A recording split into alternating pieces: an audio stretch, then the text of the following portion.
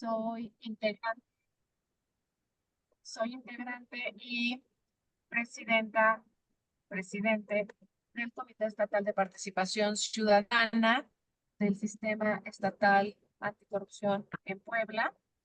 En primer lugar, quiero agradecer a la maestra María del Rocío García Olmedo, quien, además de ser una experta en políticas públicas, hoy nos ha honrado con su presencia, con sus conocimientos, y agradezco y atesoro el apoyo que está brindando a este Comité Estatal Ciudadano, que además me siento muy orgullosa y complacida de informar aquí. A ustedes creo que ya la ubican, a mi querida colega Maritza Méndez Cabrera, con quien he tenido el honor de compartir mis últimos meses de gestión en este comité ciudadano. Y bueno, la misión que hemos tenido desde que llegamos y que seguiremos será seguir fortaleciendo a toda la ciudadanía. Y yo siempre he dicho que antes de llegar a nuestro centro de trabajo somos ciudadanos, y después de salir somos ciudadanos. Y entre eh, más informada, mejor organizada esté la sociedad, menos víctimas de corrupción vamos a hacer. Yo agradezco mucho a quienes están hoy aquí con nosotros, interesados en este curso, en esta ponencia, que sin lugar a duda, para nosotros fortalecer las instituciones y a las personas en la ética, estoy convencida que vamos a seguir fortaleciendo a la sociedad y en consecuencia mejores instituciones. Agradezco, maestra María del Rocío, que esté con nosotros. Le voy a ceder la palabra a mi querida Maritza. Deseo que esta sesión tenga un resultado, que los trabajos que se generen sean fructuosos. Muchas gracias por estar con nosotros, y con mucho gusto cedo el micrófono a Maritza. Muchas gracias, Maritza. Gracias, presidenta. Buenos días a todos. Eh, pues abonando a lo que a la bienvenida de la maestra Eira, pues yo nada más quisiera comentar que en términos generales el objetivo de esta capacitación o plática es abonar en el conocimiento que tienen ahorita las autoridades electas, los presidentes municipales electos, al inicio de sus funciones, toda vez que es una obligatoriedad dentro del plan de desarrollo municipal que deberá ser elaborado y aprobado dentro de los 3 primeros meses de la gestión municipal, y deberá considerar la perspectiva de género, lo cual pues por ende hemos invitado a una profesional en el tema, la maestra María del Rocío García Olmedo. Y bueno, sin más preámbulo, les presentamos a la maestra María del Rocío García Olmedo. Les leo por favor su semblanza.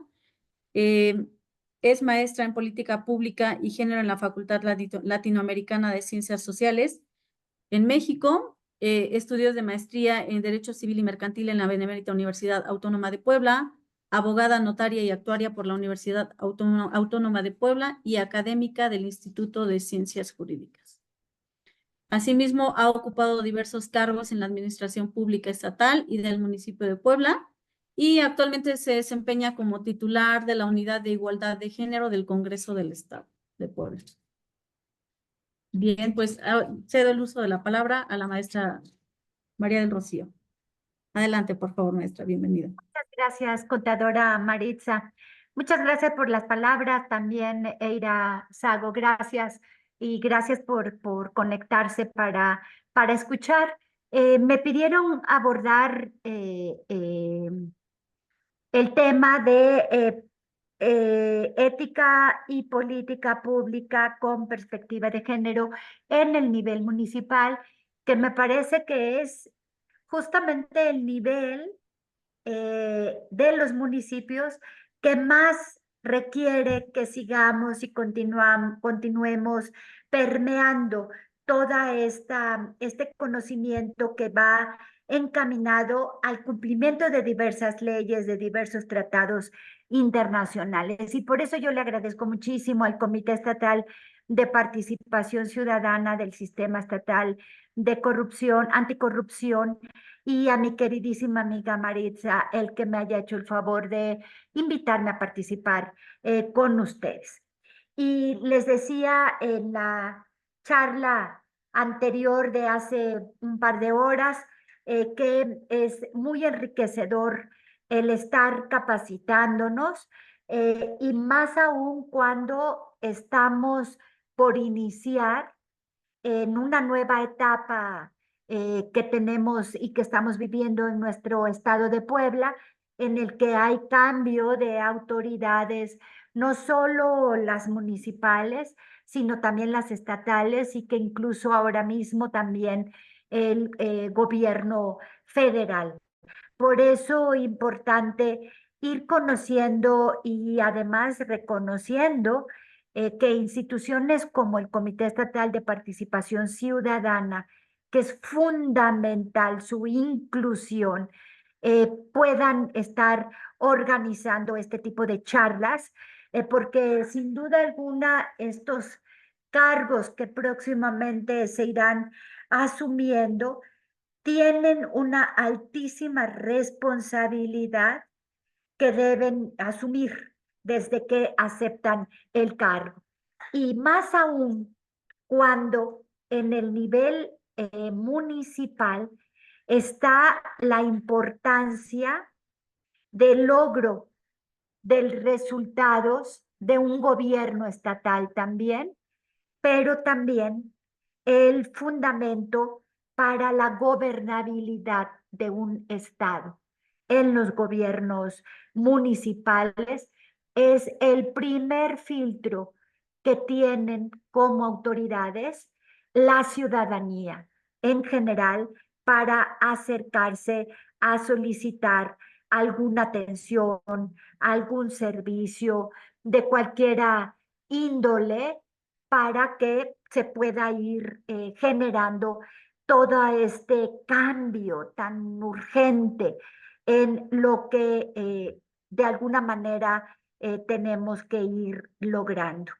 Y que además de ese conocimiento adquirido en las capacitaciones pueda representar el que podamos tener éxito en las actividades que vamos a desarrollar en los gobiernos y tenemos que empezar clarificando algunos conceptos, pero que y a partir también de ir reconociendo algunas problemáticas que vivimos en la sociedad en su conjunto. Y entonces tenemos que empezar por señalar que si percepción es realidad, la concepción de la percepción actual es que han aumentado conductas indeseables, que ha aumentado la corrupción en los gobiernos, que hay más escándalos de corrupción y que no solamente estos escándalos desacreditan al personal que labora en las instituciones, sino que desprestigian a las instituciones.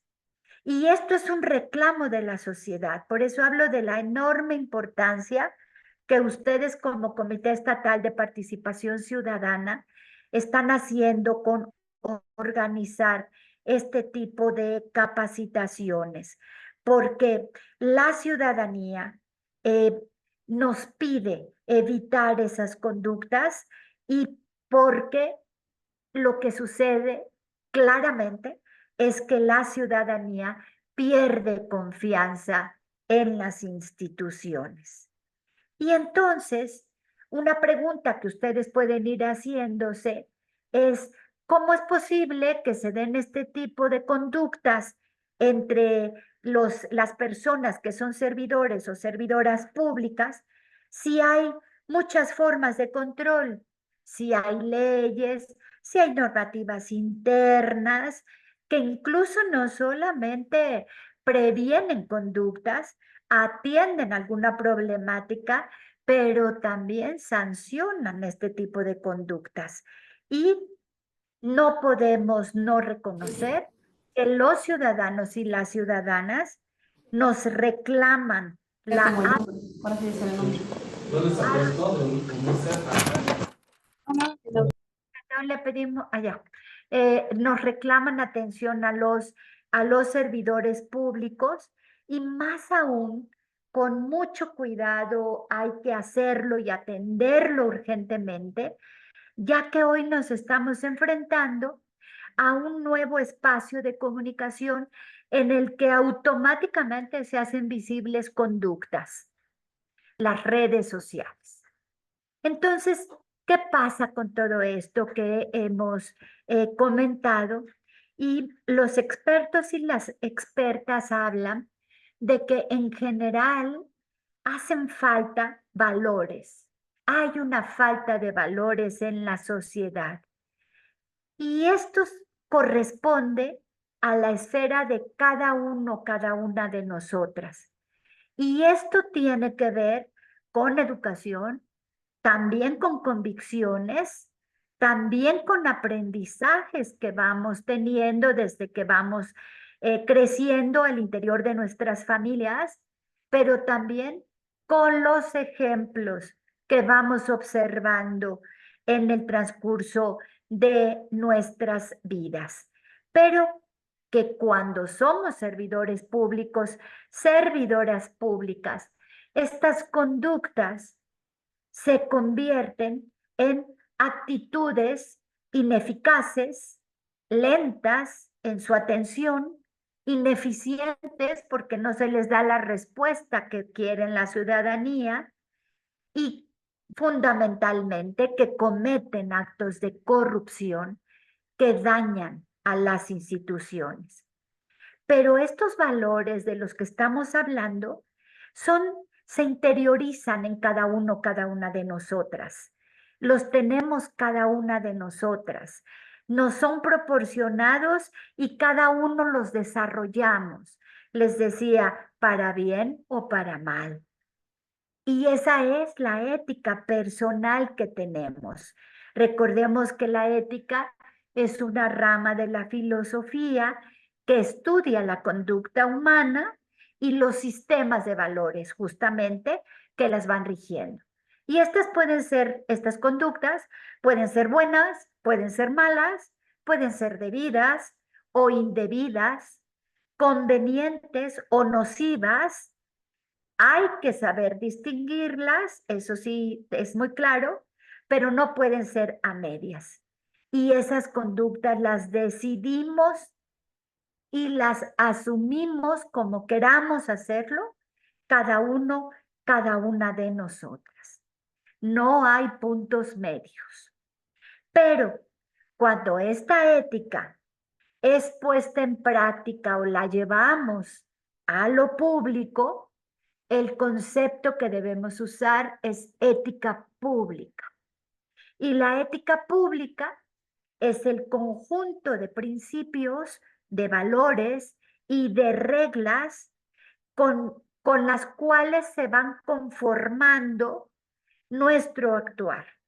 El actuar de todas las personas que estamos adscritas a un trabajo público en las dependencias, en las entidades de la administración pública de los 3 niveles de gobierno, el municipal, el estatal o el federal, sin importar el nivel jerárquico que tengamos, porque de lo que se trata es de que todas las instituciones aspiren a tener excelencia en el servicio que ofrecen en cada una de ellas, con el propósito fundamental de contar con la confianza de la ciudadanía, de la sociedad que se acerca a las instituciones.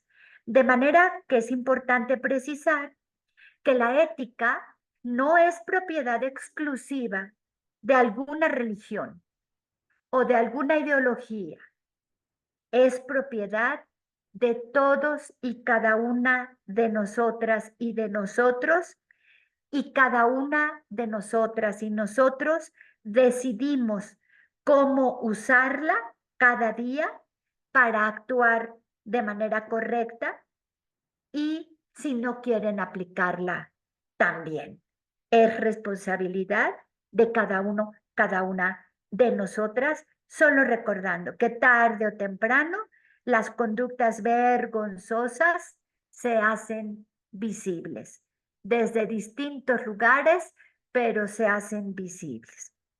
Así que la ética pública nos permite actuar correctamente y nos permite evitar conductas negativas y detener la principal de las enfermedades que tienen los gobiernos, la corrupción, que se da cuando un servidor o una servidora pública decide realizar una conducta o una acción corrupta.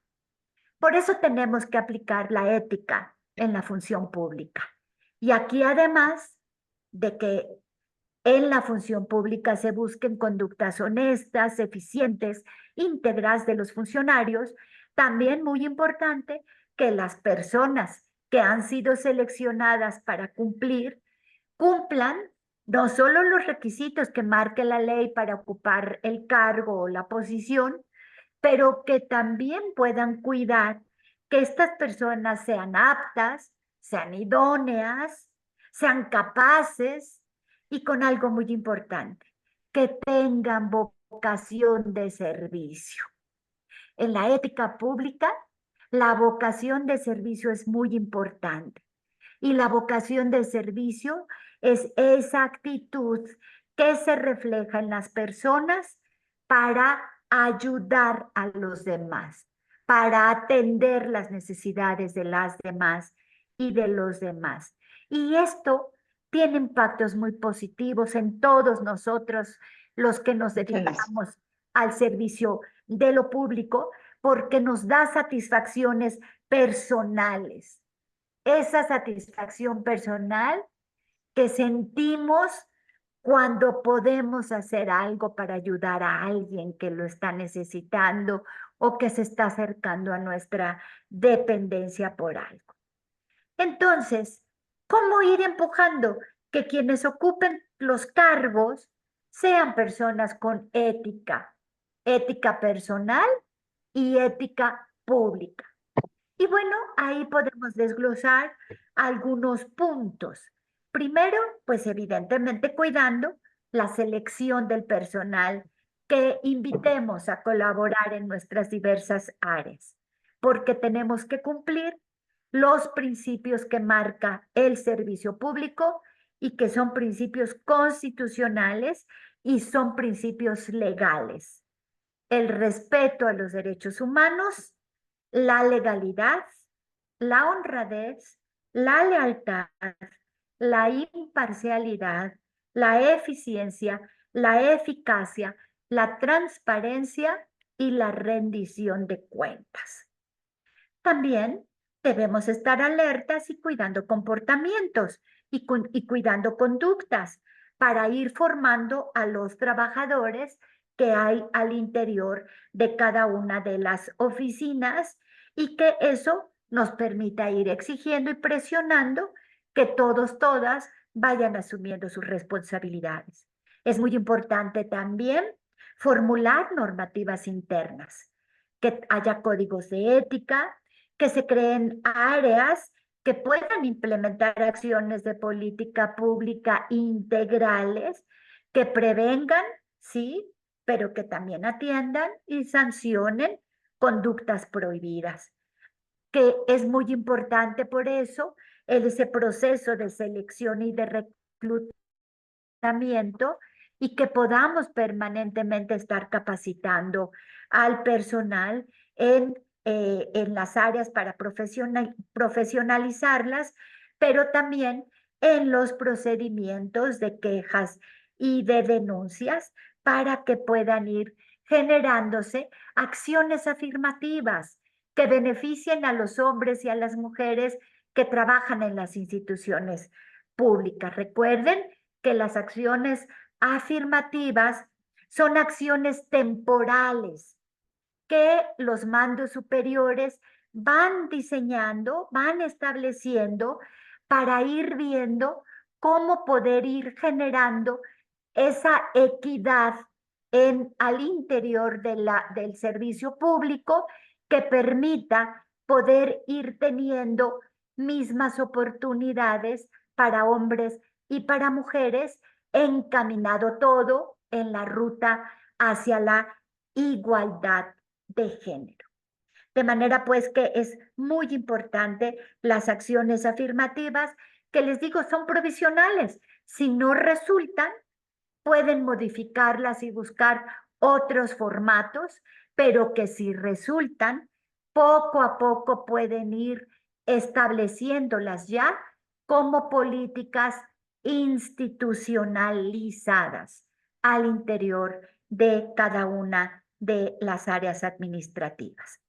Ahora bien, todos los niveles de gobierno tienen la obligación de atender esto que acabamos de conversar, porque se ha convertido en una enorme problemática que ha generado en la desconfianza ciudadana. Y no podemos continuar ya con estos niveles de desconfianza y de desprestigio en algunas instituciones. Yo, como comentaba con mi anterior intervención, puedo recomendarles un texto que ojalá puedan tenerlo a la mano, lo pueden lograr incluso por internet. Se llama La necesidad de la ética pública, que fue publicado por el Instituto Nacional de Administración Pública de la autoría de Eber Román Betanzos, y que también hay que tener perfectamente establecido la importancia de la ética personal, de la ética pública y, por supuesto, de la ética en general en el servicio público, considerando dos acepciones que Max Weber, otro autor, nos daba en relación a las dos éticas centrales que debe haber en la actividad política, en la actividad pública. Una, la de la convicción, la ética de la convicción, que justifica todas las decisiones conforme a las creencias y a los principios que tengamos, pero que muchas veces no analizan las consecuencias.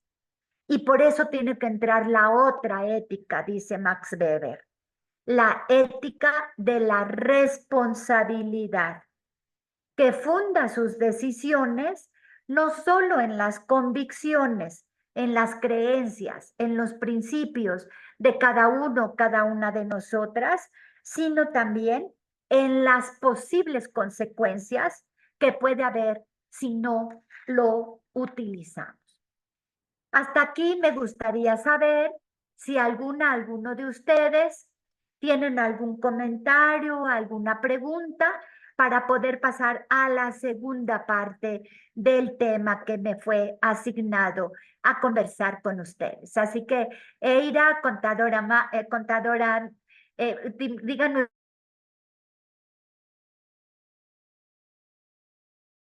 ustedes o alguna pregunta. Nos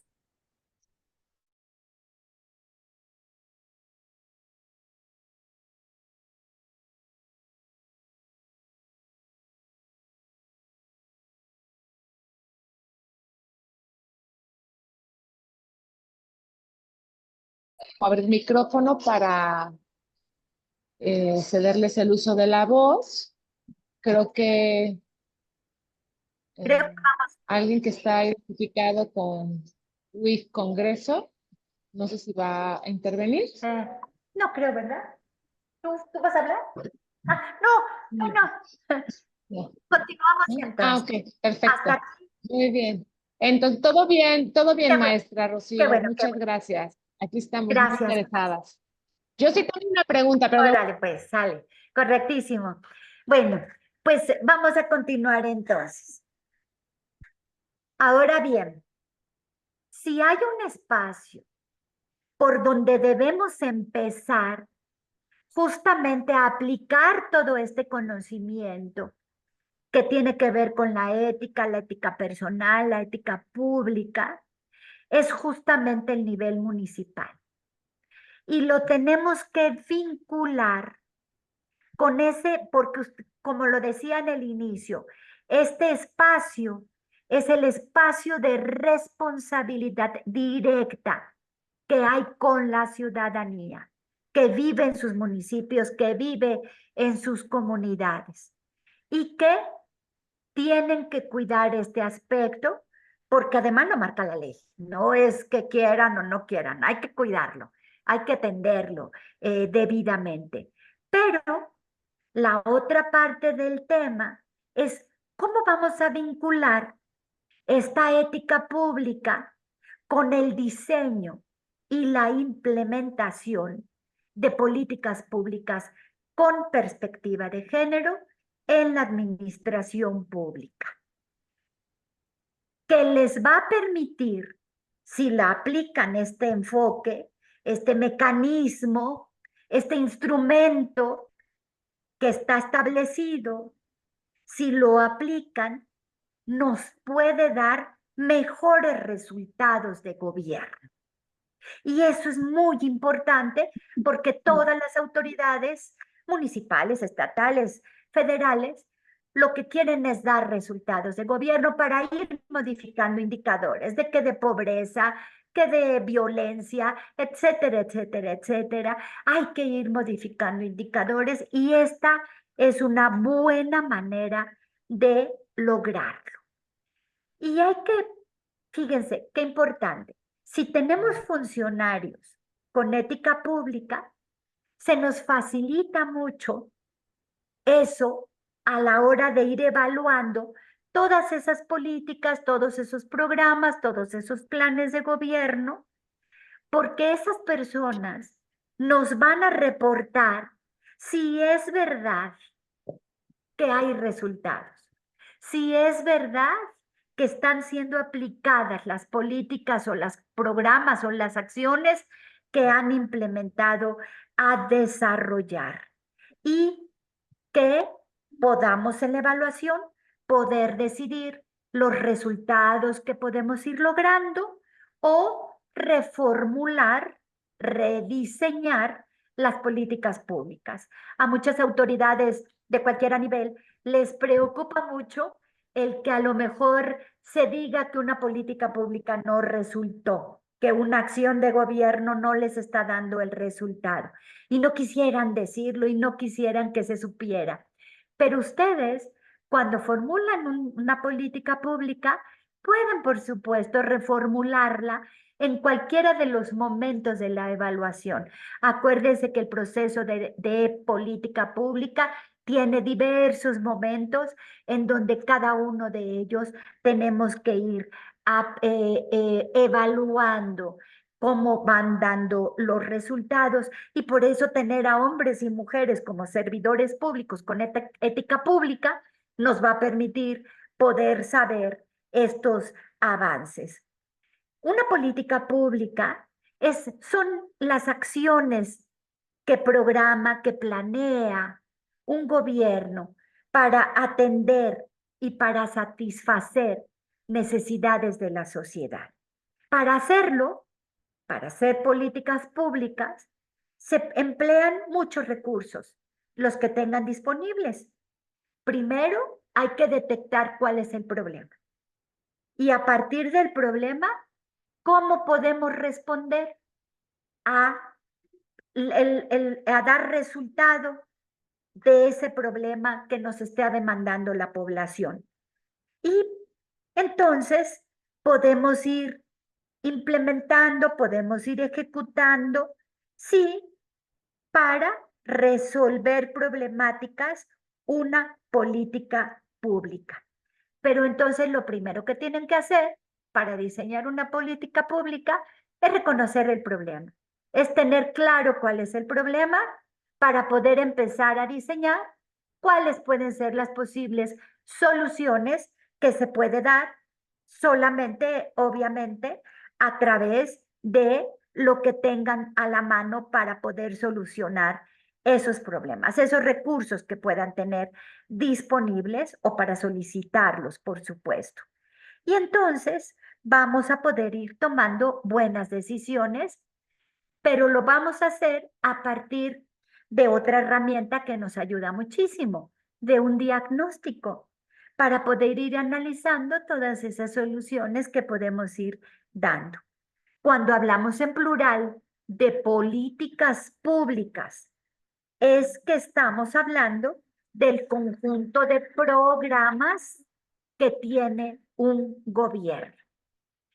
Si ustedes se dan cuenta con lo que acabo de comentar, depende mucho esto, el diseño de una política pública o decidir qué política pública van a tener para avanzarla, depende de la visión personal de ese servidor público, de esa servidora pública, de ese asesor, de ese funcionario, de esa persona que les aconseja o que les pueda sugerir tomar alguna decisión.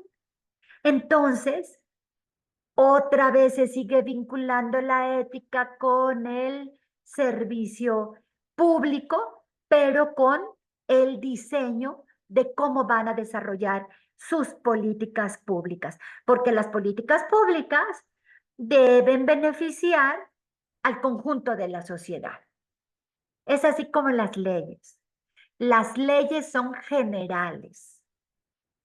Las leyes atienden una problemática social que hay que normarla, que hay que señalarla debidamente o convertirla en delito si es necesario hacerlo. Entonces, esas voluntades personales, esas visiones personales son las que van a irse incluyendo en dos documentos, pues de hecho tres, que ustedes tienen que considerar siempre. Uno, el Plan Nacional de Desarrollo. Próximamente lo conoceremos al inicio del gobierno federal que entra el 1 de octubre en funciones. De lo que ahí se dispone, se elabora el Plan Estatal de Desarrollo. En este caso, es para el periodo 2024-2030. Lo elabora el gobierno del estado. Y el nivel municipal tiene que considerar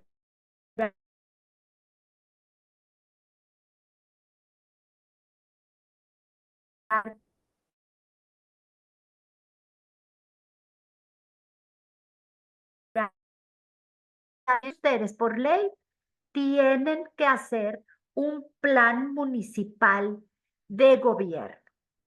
Y en el caso de los gobiernos municipales que entrarán en funciones, será para el periodo 2024-2027. Y desde estos documentos tienen que aplicar esa visión de políticas, de acciones, de programas que quieran llevar a cabo durante sus gobiernos. Y como decía, esas visiones responden a un enfoque, el personal como autoridad, pero el que se enriquece con los comentarios de sus asesores, de sus servidores públicos, de sus funcionarios. Y ese enfoque que deben tener para poder llevarlo a cabo, esos lentes, esa mirada que debe tenerse, se llama perspectiva de género. Y esta perspectiva de género se convierte en un eje transversal. Si quieren plantear que van a hacer una acción de salud, tienen que hacerla con enfoque de género, porque de ninguna manera pueden ustedes pensar que van a implementar un programa de salud sin considerar lo que requieren las mujeres y lo que requieren los hombres, que es muy diferente. Y así como en cada cosa, en materia de salud, cómo está en materia de educación, cómo está el tema de los niños, cómo está el tema de las niñas. Y ustedes ahí van a ir aplicando esa visión una vez que han ido observando, y por eso es que se convierte en eje transversal. Cuando ustedes escuchen el concepto de transversalización de la perspectiva de género, es esto que les estoy platicando. Es aplicar este enfoque en todo, en la salud, en el cobro de impuestos. No van a cobrarle lo mismo a la tiendita que atiende a lo mejor una señora que es viuda y que es de la tercera edad y que no sé qué. A lo mejor ahí pueden tener un programa de ayuda económica, a que un señor que tiene perfectamente un negocio instalado y que ahí pueden ustedes cobrar un poco más. O sea, eso es hacer eje transversal de la perspectiva de género, aplicarlo en todo. Y ese debe ser parte de nuestro actuar cotidiano, diario, como servidores públicos, pero que además les sirve en sus casas, con sus familias. Estaba viendo a Norma que tenía a su bebé. Está trabajando, pero está con su bebé. Entonces, ahí es diferente una política para las mujeres que para los hombres, trabajadores y trabajadoras. Como ven ustedes, esa transversalización, ese actuar tiene que ser diario, tiene que ser incluso llevado al interior de nuestras,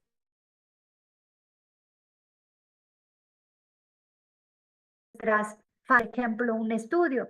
Cuando nos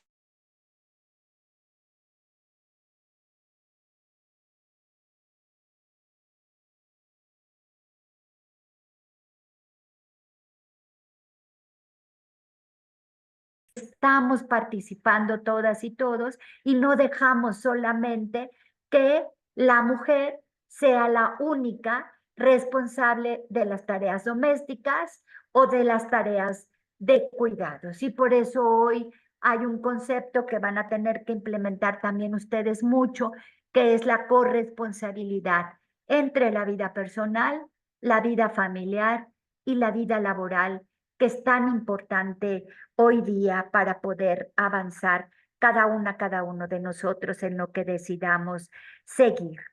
Y ustedes pueden decir, ¿cómo se hace eso de la perspectiva de género? Que tal vez ustedes ya hayan escuchado, pero que podemos ir entendiendo un poco más cuando abordamos que la perspectiva de género es esa acción que pueden desarrollar todas las personas que son autoridades, que tengan un cargo de cualquier nivel, para poder diseñar desde el observar una política con perspectiva de género. Y tenemos que hablar de algunos conceptos, por supuesto, para que podamos ir generando. Por ejemplo, a ver, otra pregunta, a ver si alguna quiere participar. O alguno quiera participar. ¿Qué entienden ustedes por género? Cuando decimos género, ¿qué les llega a la mente? ¿Qué es lo primero que les llega a la mente? ¿Alguien quiere responder? Pueden abrir sus micrófonos.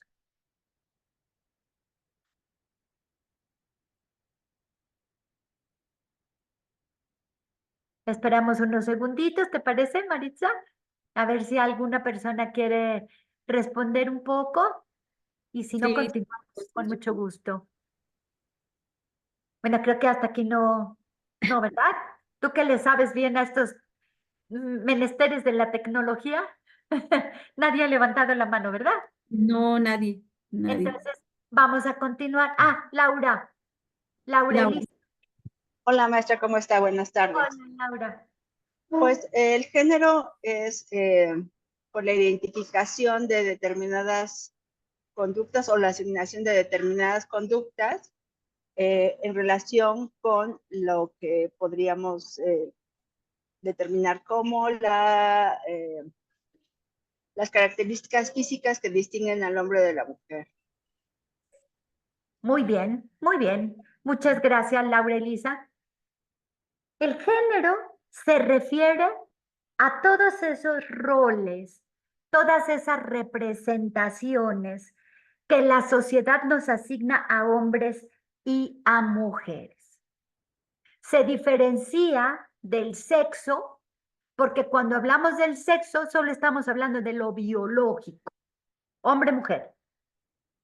Pero cuando estamos hablando de género, estamos refiriéndonos a lo masculino, a lo femenino, pero también nos podemos referir con este concepto a todas esas personas con identidades diversas, que se identifiquen como seres no solo binarios, hombre-mujeres, sino con identidades diversas.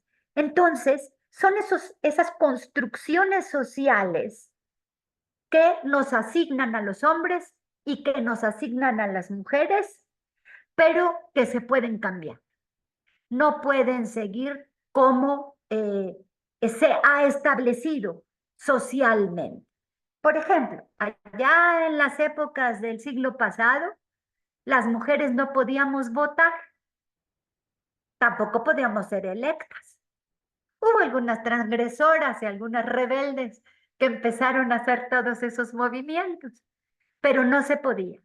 Pero cuando se dieron cuenta que las mujeres también tenían derecho a votar y a ser electas, empezaron a reformarse las normativas para darles esos derechos a las mujeres.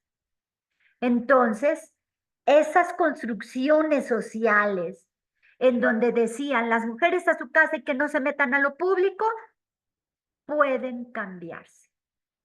No pueden permanecer todo el tiempo o largo tiempo. Y todos y todas podemos hacer que se modifique. Y la perspectiva de género justamente va a analizar cómo esas diferencias biológicas, eso que nos asignaron a las mujeres y a los hombres, se puede transformar, o más bien se transforman en desigualdades. Desigualdades, por supuesto, que afectan más a las mujeres. Por eso escuchan en muchos momentos estos temas que tienen que ver con mujeres y manejan mujeres y todo lo demás, porque por supuesto que todas estas construcciones sociales, estos constructos sociales, han afectado en mayor medida a las mujeres y necesitamos enfrentar esas desigualdades, esas desventajas sociales, pero también económicas que nos van limitando o que nos han limitado a las mujeres a ese acceso de oportunidades y de recursos, y que eso nos ha impedido a muchas de nosotras nuestros desarrollos personales. Todas las que hoy aquí estamos, creo que somos mujeres, creo que hemos podido brincar un poco o dar pasos adelante en torno a ello. Pero allá en los municipios, allá en las comunidades, todavía hay muchas cosas que hacer para ir modificando todas estas construcciones sociales que nos han asignado como roles a las mujeres y a los hombres.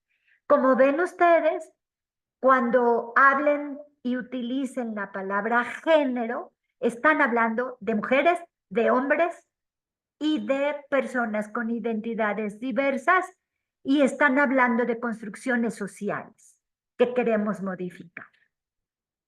Y entonces, Cuando estamos hablando de ese enfoque de género con perspectiva de género, ustedes tienen que pensar en que es una herramienta. Creo que muchos han escuchado eso de los lentes violetas.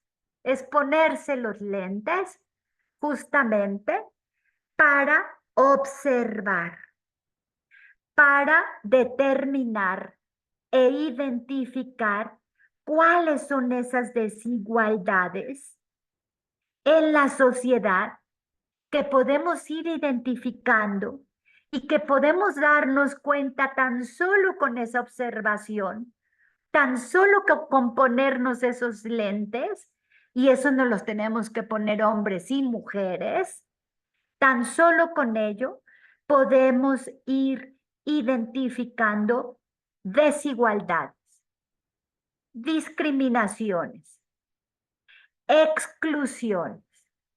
Y si se dan cuenta, todo esto afecta en mayor medida a las mujeres, pero también afecta a los hombres, ¿eh? También afecta a los hombres.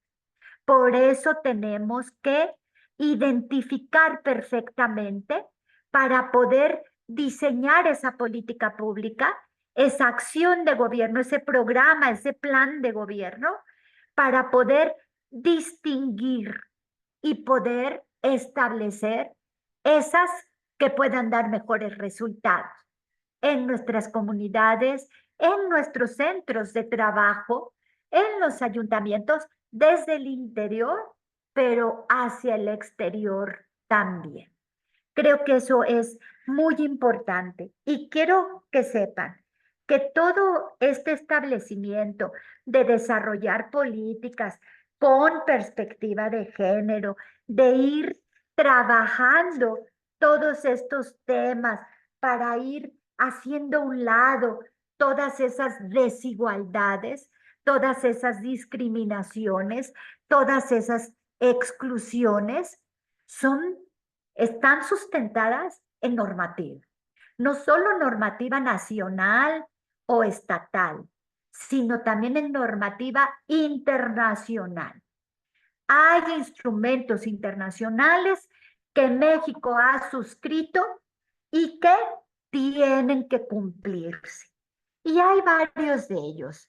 Puedo comentarles, por ejemplo, sobre Beijing, esta plataforma de acción de Beijing que determinó la creación de mecanismos institucionales en todos los niveles para reforzar esta problemática de desigualdad entre hombres y mujeres existentes en la sociedad civil. Pero también la CEDAW, que es una convención sobre la eliminación de todas las formas de discriminación contra la mujer, que considera en esta Carta de los Derechos de las Mujeres que es obligatorio el cumplimiento para lograr la igualdad de género. Recuerden el concepto de género. Hombres, mujeres, igualdad de género. Y para poder lograrla tenemos que trabajar en torno a todas esas inequidades que todavía hay mayormente en las mujeres. Como ven, les pongo solamente la Convención Belém do Pará, solamente les relaciono estas tres de los instrumentos internacionales en donde ustedes tienen que sostener todas estas políticas municipales que puedan desarrollar. Pero los nacionales, desde la Constitución General de la República, está establecido. Pero también tenemos una ley general de igualdad entre hombres y mujeres.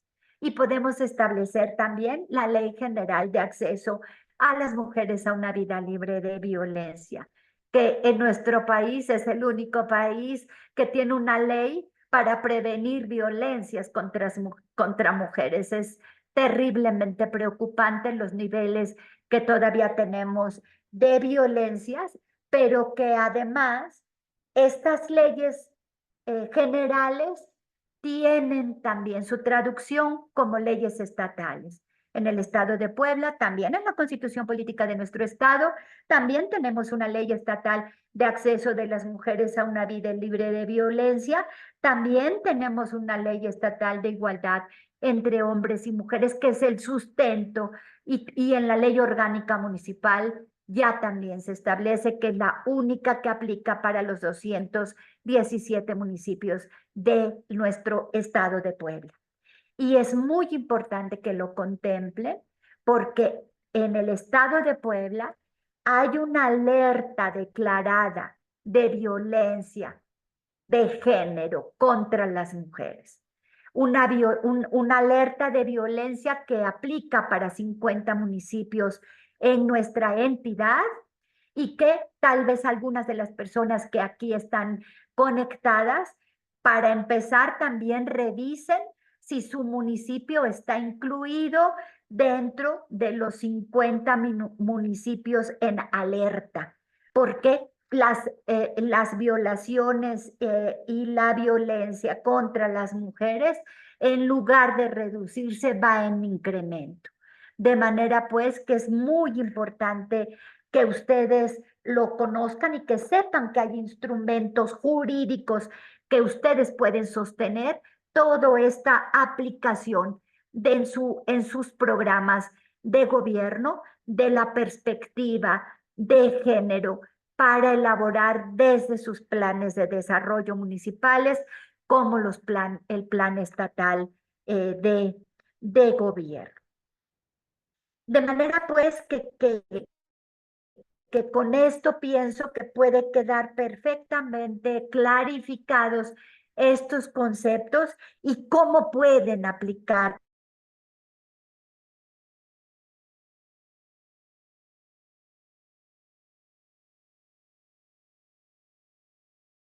esa perspectiva. Tenemos que reconocer las problemáticas sociales que hay para poder diseñar hacia dónde queremos empezar a atenderlas y hacia dónde vamos a ir tomando las decisiones más acertadas que vayan conduciendo esa convivencia social que se requiere en nuestras comunidades. La perspectiva de género, como están escuchando, ha sido nuestra herramienta para las que nos dedicamos desde nuestra línea de investigación académica en participar en el tema que tiene que ver con mujeres y en políticas públicas con perspectiva de género para detectar desigualdades, de manera que cuando se desarrolle una actividad, la que quieran todos los días realizar, puedan preguntarse todas y cada uno de ustedes cómo va a afectar eso que quieren implementar a las mujeres, cómo afecta a los hombres e incluso, si todavía quieren profundizar en el estudio, poderse ir a la interseccionalidad para detectar que aunque muchas de las que aquí todas somos mujeres, aunque muchos de los que están conectados son hombres, somos diferentes y somos diversos. Eira va a requerir cosas diferentes a las que requiere Maritza, a las que requiero yo, a las que quiere Norma.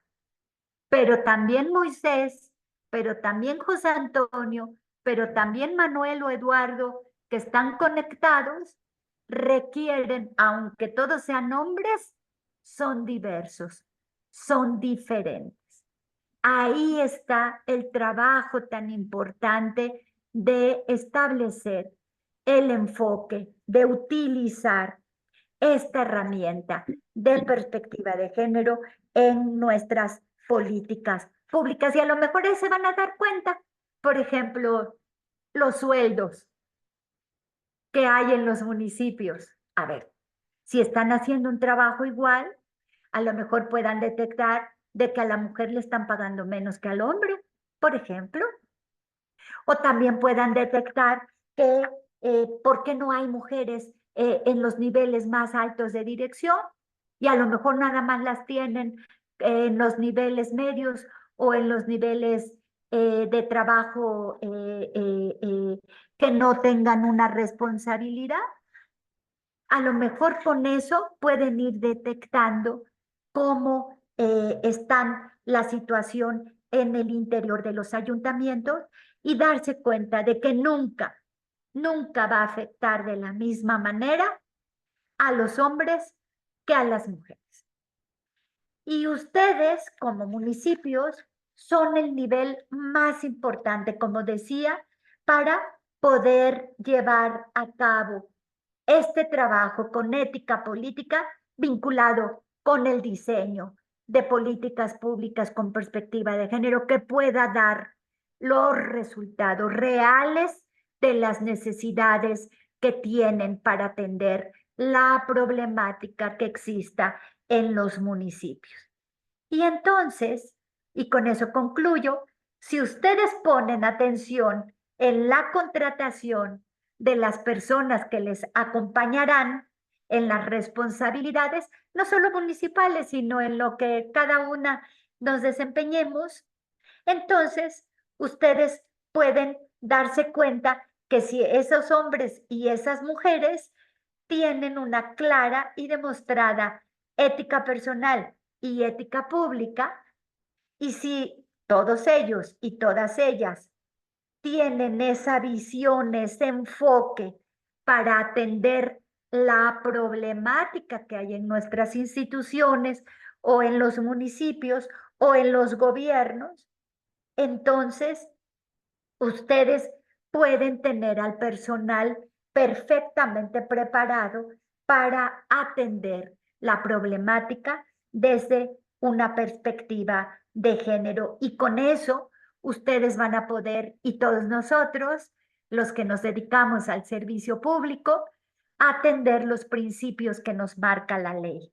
Esos principios para el servicio público establecidos, que son, y los repito, derechos humanos, legalidad, honradez, lealtad, imparcialidad, eficiencia, eficacia, transparencia y rendición de cuentas. Pues yo les agradezco mucho su atención.